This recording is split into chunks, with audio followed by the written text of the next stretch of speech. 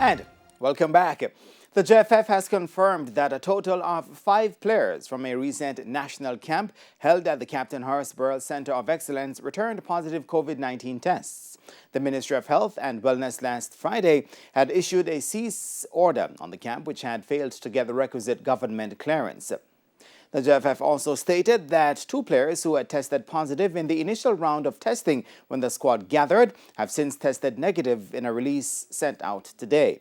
JFF Technical Committee Chairman Rudolph Speid said the results of the tests were probably a blessing in disguise.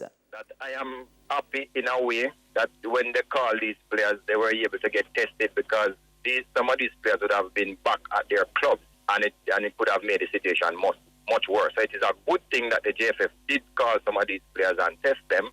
One of the players, I understand, is from my club, and it's a good thing that happened, because he would have probably been training and we could run into serious trouble, including myself. The JFF's release further states that all players and staff are now in isolation at home.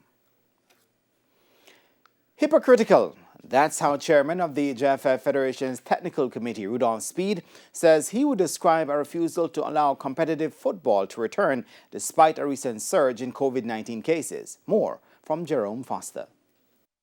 Sporting events could resume in a matter of weeks based on a recent amendment to the Disaster Risk Management Enforcement Order. That announcement was made last Friday by the Sports Ministry. But over the last 4 days, the country has recorded 1,152 cases. The alarming surge led to a tightening of curfew measures by the government.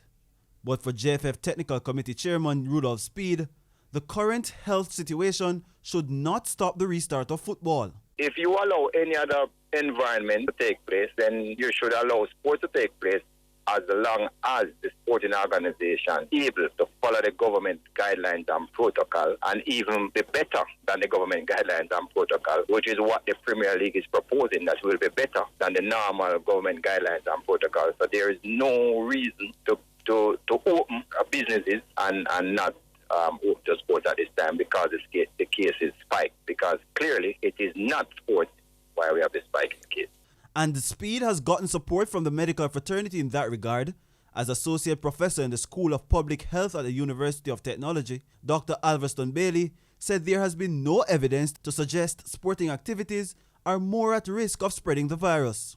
I must admit that I have not seen any such data.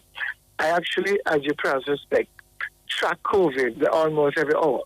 I'm actually continuously looking at the coronavirus updates for breaking news. And if they were super spreader events, it has not been in the mainstream coronavirus discussion. Speid added that there are serious implications if this season is also cancelled. FIFA has now said that clubs overseas does not have to release their players in the windows, for World Cup qualifiers or anything.